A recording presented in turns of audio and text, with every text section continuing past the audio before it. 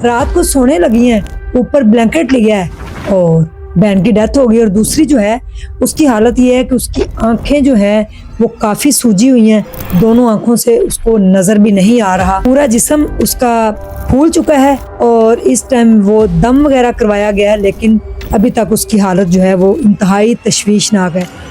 बिस्मिल्लाहिर्रहमानिर्रहीम, अस्सलाम वालेकुम नाजरीन, वेलकम बैक स्ट्रॉन्ग उज़्मा के चैनल पे। अगर आप नए हैं तो सब्सक्राइब कर लें और वीडियो को पूरा देखिएगा, एहतियात कीजिएगा। ख़ास तौर पे बच्चों को एहतियात की बड़ी ज़रूरत है। बाईफेरू में एक बड़ा अफसोसनाक वाक़या पेश आया। 13 और 14 साल की दो बहनें, जिसमें से एक तो दम तोड़ गई है और दूसरी की हालत तशवीशनाक है।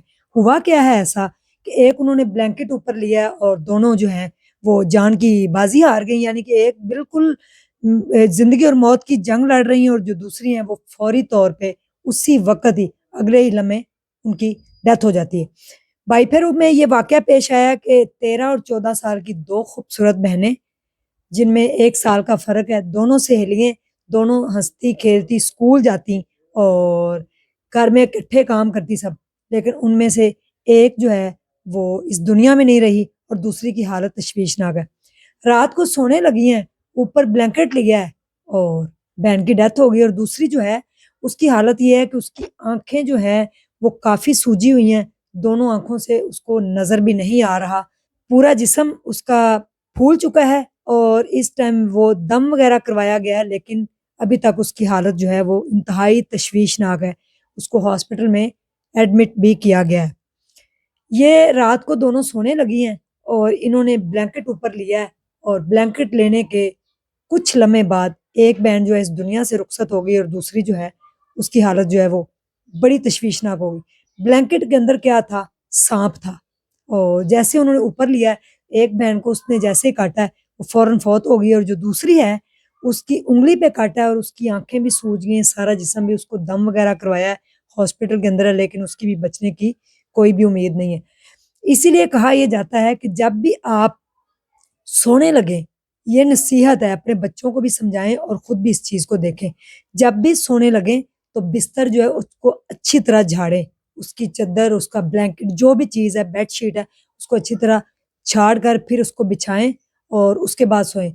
गांव का ये इलाका है जहाँ पे ये वाकया पेश आया है और बेचारी ब्लैंकेट, आपको पता है गांव में आजकल सर्दी हो रही है, रात कुछ ठंडी हो जाती है, तो ब्लैंकेट जो था, कंबल जो उनका था, उसको वो ऊपर ओढ़ने लगी हैं और उसके अंदर सांप छुप के बैठा हुआ था। वो इतना जहरीला सांप था कि जैसे उसने दोनों को एक साथ ही काटा है, एक तो बेचारी अल्लाह को प्यारी हो गई और दूसरी जो है वो इंतहाई इंतहाई उसकी हालत तशवीशनाक है। उसको दम वगैरह करवाया गया, क्योंकि इसका दम भी होता है और फिर कुछ दिन के लिए आपने जो है वो नीचे ही सोना होता है और मेरे ख्याल में रोटी नहीं शायद खानी होती, इस तरह की चीज़ें भी परहेज़ करना होता है, जो इसका साँप के काटने का दम करते हैं।